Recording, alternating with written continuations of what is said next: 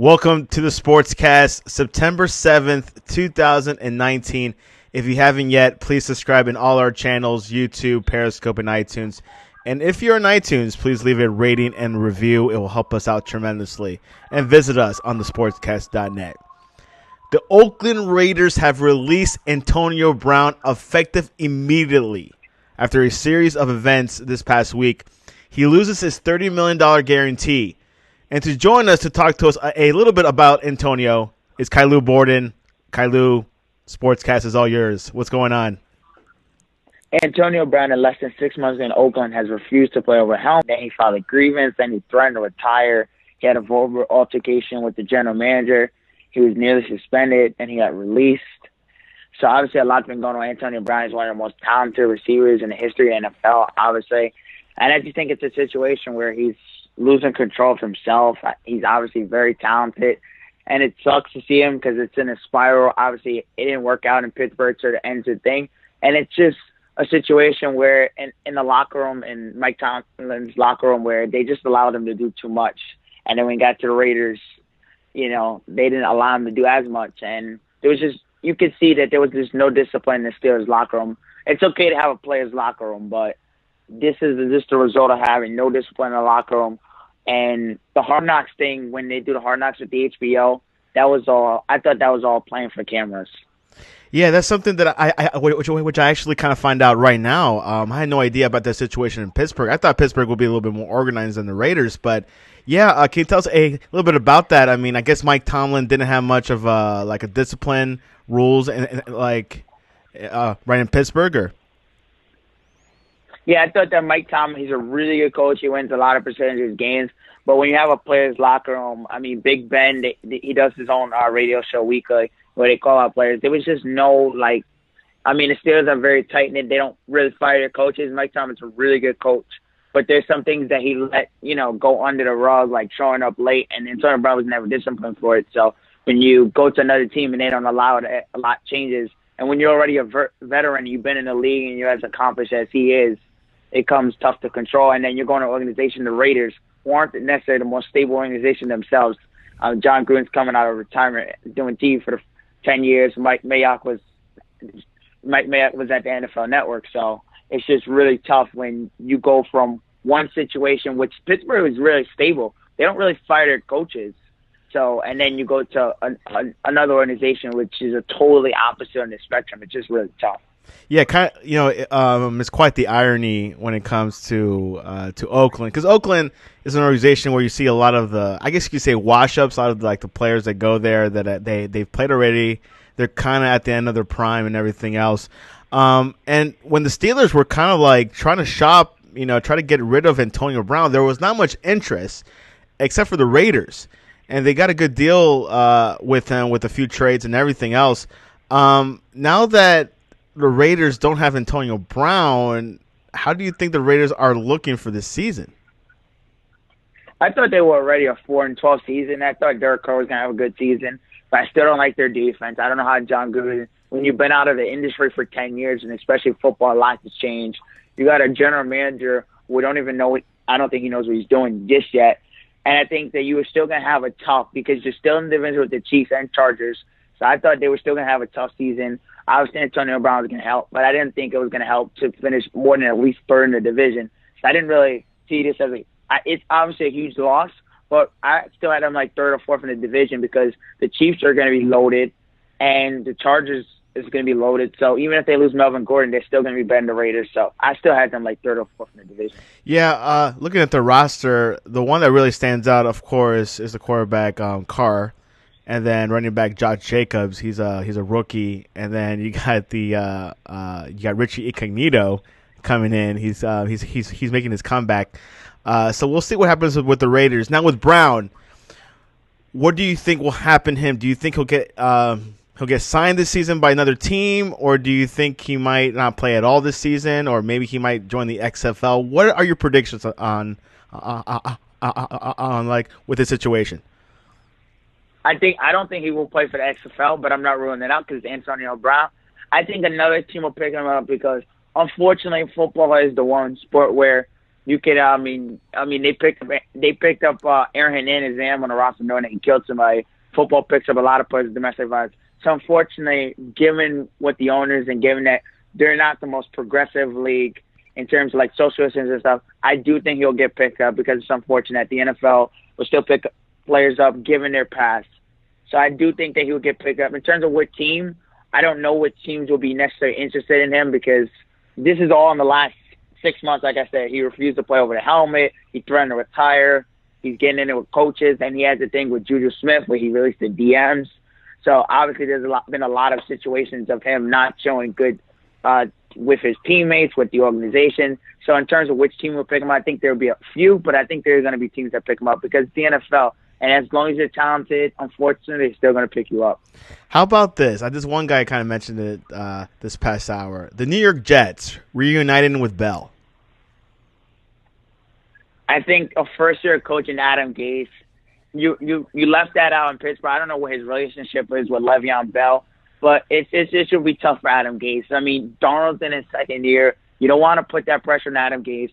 You got a new general manager, Joe Douglas. You released the kid who they drafted in the third round. That was obviously a bad pick by Mike McCagnon. He got fined over $10,000 in money for showing up late to practice. There were warning time before that when he was in college. You don't want to really do that. You got a first-year general manager in Joe Douglas coming over from the Eagles. You got a first-year coach in Adam Gase. Darnold's in his second year. Le'Veon Bell is there. You just got him. Why put all that pressure on the first-year coach and first-year general manager? I just don't like the fit. I do agree. Yeah, I think you really explained it really well, actually. Yeah, we'll see what happens. I do agree with you. There might be a team or two that might have some interest. I don't know if they'll give him a $30 million guarantee, but I'm sure there might be like a team like Tampa or Miami or maybe even Arizona. I don't know. I'm just naming some random teams that kind of need some help because Brown could give you how many yards per game, you think? Yeah, Brown's still one of the most talented receivers in the league. I think that there's definitely going to be some teams that take a fight. It's not going to be for $30 million because he's still trying to fight that. It's going to be more for a veteran minimum. It could be, it depends. He's an unrestricted free agent, so he can go wherever he wants. He can sign in. I saw as soon as 4 o'clock. So, he can go wherever he wants. I think it's obviously going to be what his motives are. Drew Rosehouse's agent, I think it's obviously going to be what their motives are. I still think there could be a team that, a playoff team that still take a fire on him because it's the NFL, and unfortunately they take a chance like that. And then some lower end, if he wants to just pad his numbers and play for not a contender, then you're right. A team like the Dolphins, Cardinals could definitely be in play for him. He will definitely be on the lookout. We'll see what happens. A very talented player, probably towards the end of his prime, I think. But if a team needs to run a wide receiver, and I'm sure there's a lot of fantasy players that have him on their rosters, I'm sure they'll make a way. It doesn't have to be right at the beginning. It could happen, mid-season. Anything could happen. So, anyways, another big day in contract news and football news. Julio Jones has renegotiated his contract. He has a $66 million extension, which includes a guarantee of $66 million, $64 million of which due at signing. Wow, that's a lot of money. Caillou, how big of a signing is this for the Falcons? I think it's a very good move for the Falcons. Julio Jones is one of the most productive receivers in the game. I think they obviously had a down year last year because most of their defense was hurt. Vic Beasley was hurt. They had a lot of players out, but he's one of the most productive receivers in the game. So I think this is a huge move for them because you obviously keep them locked up on Matt Ryan, and you still have Calvin Ridley there. You still have Mohamed Sanu there. So, and as long as their running backs stay healthy, and as long as Vic Beasley stay healthy, it's a huge year. It's a big year for Dan Quinn as the coach of that team to see what he can do this year because you're still in the division with the Saints. And I was looking at the Panthers' schedule. They have a favorable schedule, so you are in the division. I think this is a big – the Falcons' offense should be strong once again, but we'll see how well their defense is able to play this year, given if they can stay healthy. Now, was Julio holding out, like not practicing with the team till now? I don't think so. That's not what I heard.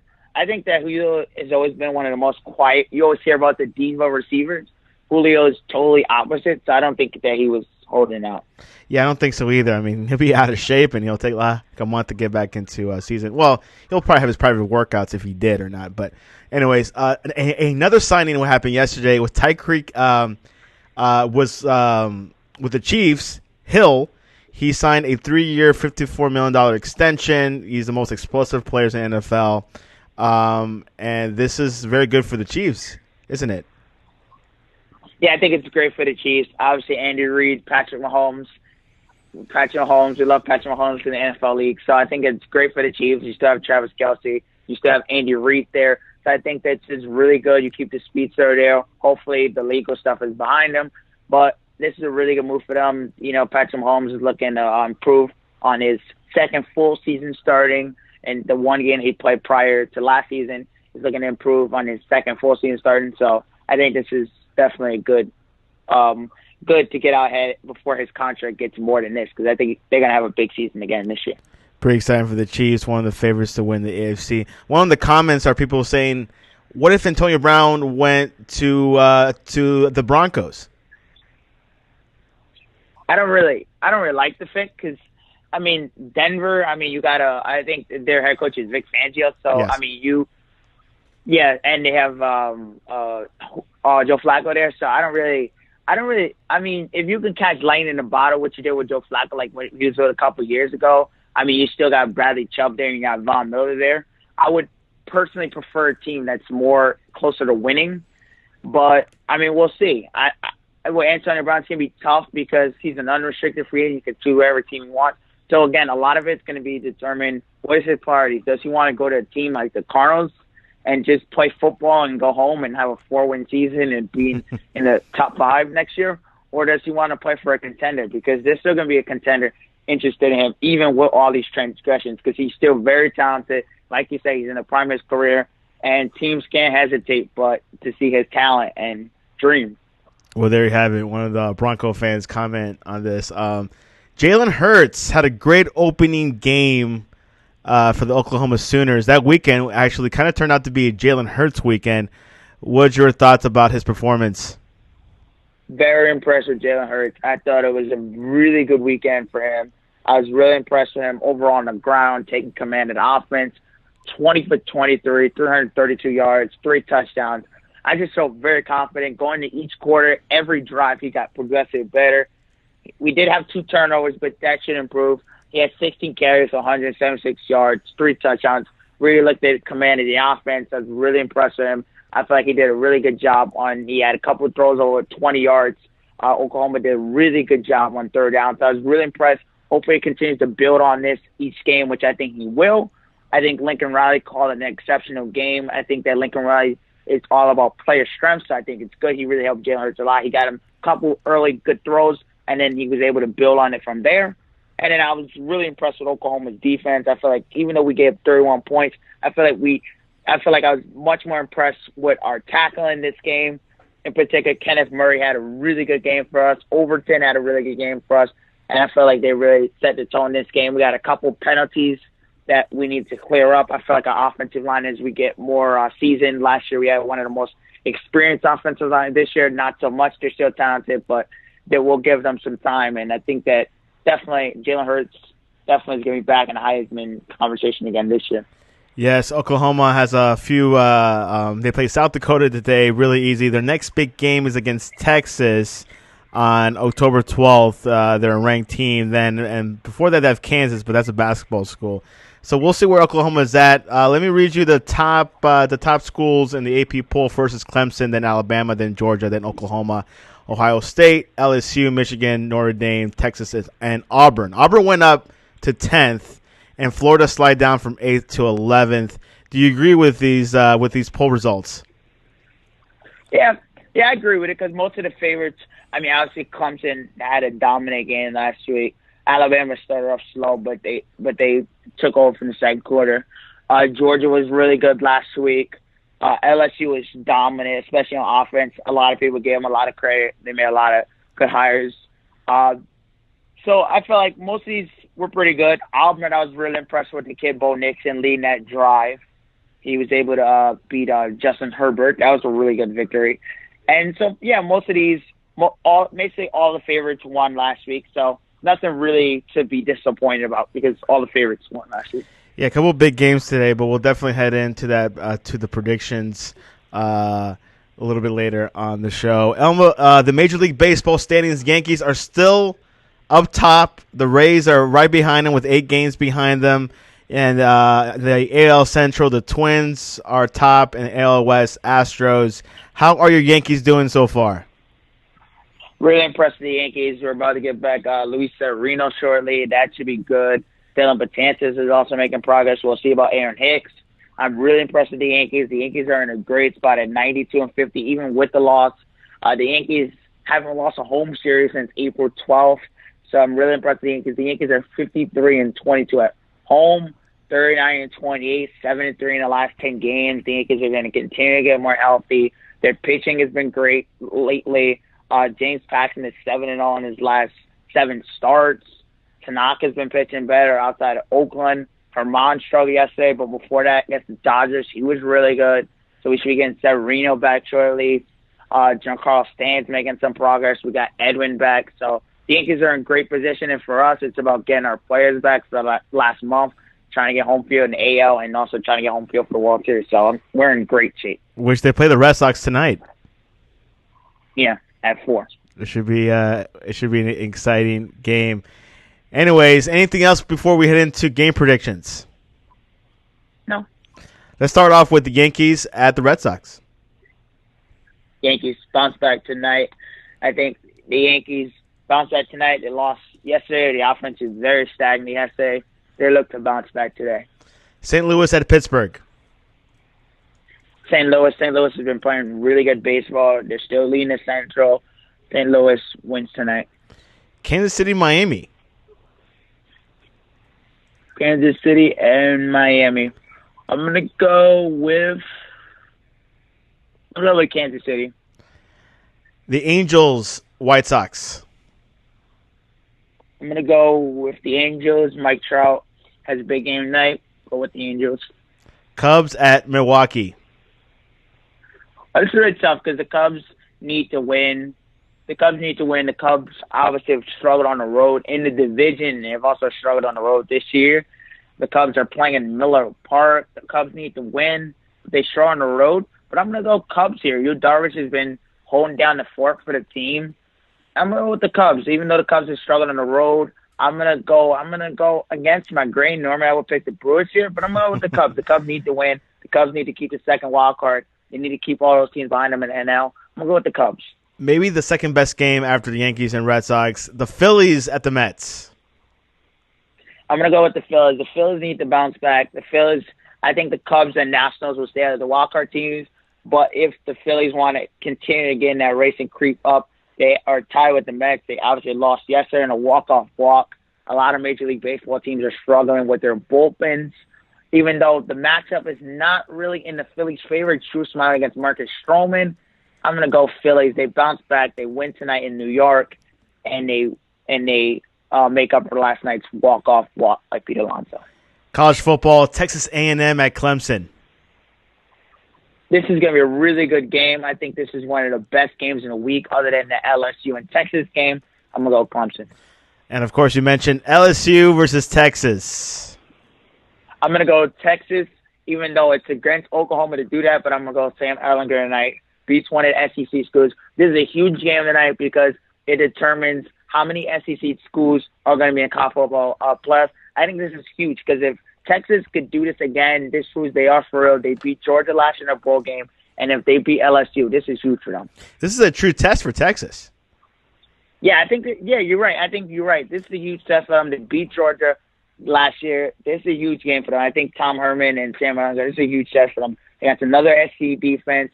This is a show the second year. The first year wasn't a fluke. I think this is a really huge game for them, and I'll definitely be keeping a close eye on this game. NFL, Ravens at the Dolphins. I think the Ravens won. Lamar Jackson, I want to see him improve, but I don't think that he would have to improve as much tomorrow. I think you want to see improvement for him tomorrow, but I think the Dolphins are going to be one of the worst teams in football. They're not trying to win. They're starting Ryan Fitzpatrick. I don't think it's fair to Josh Rosen. If he's ready, I think he should definitely start him because his first year, he had a terrible offensive line in Arizona. Now he goes and he loses to Ryan Fitzpatrick in the quarterback battle. I think that's a tough deal for a young quarterback. Hopefully he's able to play in the next couple of weeks. So I definitely think the Ravens win tomorrow, and I think they should win handily. Bills at the Jets. I think the Jets should win this game. If you're really serious about getting a playoff spot or a wild card spot, obviously I think the Patriots are still going to win the AFC East. That's expected. I mean, that's not going out on the limb. But I think that if you want to get a wild card spot, if you want to be 9-7, which you would need in the AFC, you're not going to need 10 wins like the NFC. I think you're definitely going to want this is a winnable game. You're definitely going to want to win this game. So I think the Jets and Darnold's second year and Adam Gase's first season with Joe Douglas at the helm as the general manager, I think they definitely should win this game. Le'Veon Bell's first game, I think you should win this game. A pretty interesting team. All eyes are on the Jets. See what happens with that talent. Giants at the Cowboys. Divisional matchup. I think the Cowboys should definitely win this game because, let's face it, you got Zeke Elliott back. He's got his deal. You have a good defense. Your offensive line's back. They signed Leo Collins, the right tackle. Travis Felcher is back, the center. So you're healthy. You got Jalen Smith. You signed him, the linebacker. You got all your team back. So I think you should definitely win this game. The Giants shouldn't be that great this year. They don't have a defense. You're in Cowboy Stadium. You're with Jerry Jones. I definitely think you should be able to win this game. Steelers at the Patriots. I think it's going to be a tough game. It's a Sunday night football game. But I think the Patriots win. Even though it goes against conventional wisdom, they normally don't pick it up to November, and a lot of their wide receivers are healthy. But I think they find a way to win this game with the running backs. I think the Patriots have like a lot of good running backs, so I think they definitely find a way. And they use the running backs as wide receivers. Demaryius Thomas is hurt, and they got a lot of receivers hurt. So I think this is where they use the running backs. They get creative, and they find a way to win. Broncos at the Raiders, Monday Night Football. I think the Broncos win. There's too much dysfunction going on in Oakland. I don't think Oakland's going to be as focused. If Antonio Brown takes them to court, their general manager's going to have to respond to for all litigation. So I think they're going to be distracted. I definitely think Bradley Chubb and Von Miller have a huge night. Derek Carr and the Oakland Raiders, as much as they say they're not going to be distracted, I think they're going to be distracted, and I think the Broncos could definitely pull up a +10 victory because this team's going to be distracted. Random question. If you had to pick one person to guard Kobe Bryant for your life, would it be Scottie Pippen, Rodman, Michael Jordan, Kawhi Leonard, LeBron James, or Dwayne Wade? I'm going with Michael Jordan. You never bet against the GOAT. Never.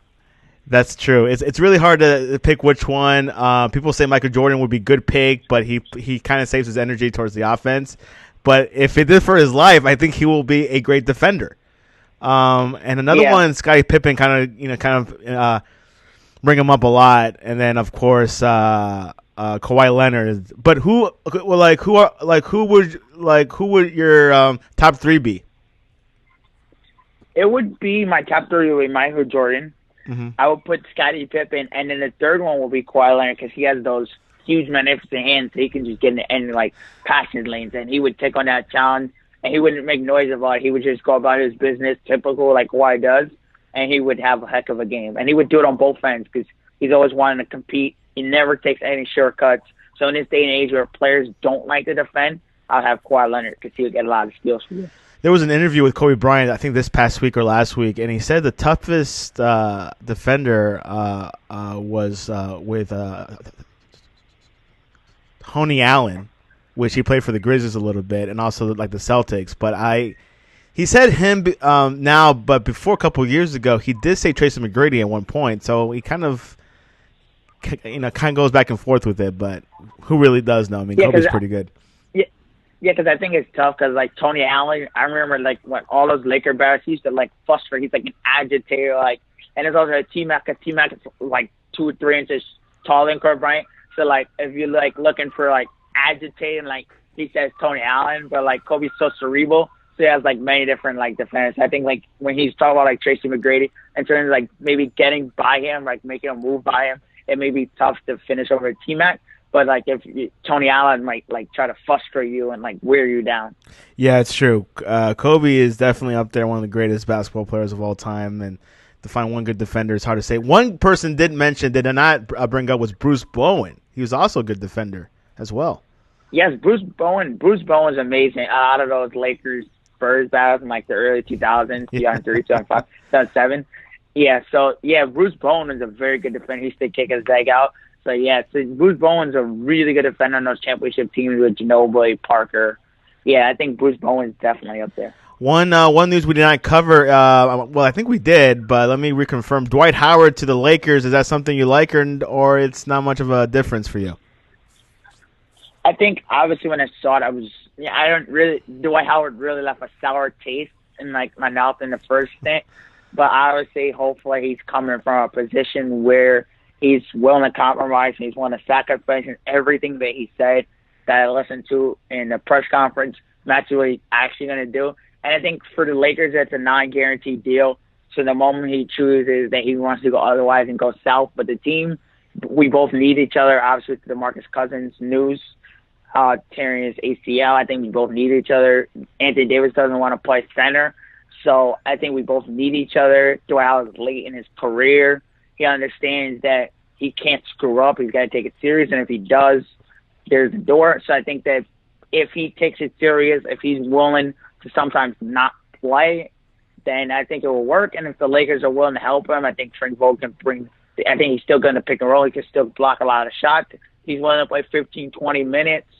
He's not going to play much of the fourth quarter because I think Anthony Davis is going to play center. I don't think he wants to play center for 30, 35 minutes, but in stretches and bursts, because that's going to help the lineup. You can obviously have Kuzma at the 4, LeBron at the 3, or you can play LeBron at the 4. So I think that would definitely help us. Well, there you have it. Caillou, how can people reach you to talk about Dwight Howard?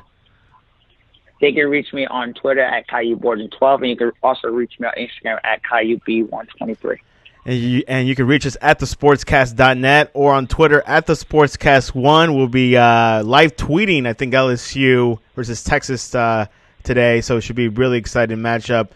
NFL begins this weekend, opening on Thursday night. Green Bay defeated the Chicago Bears.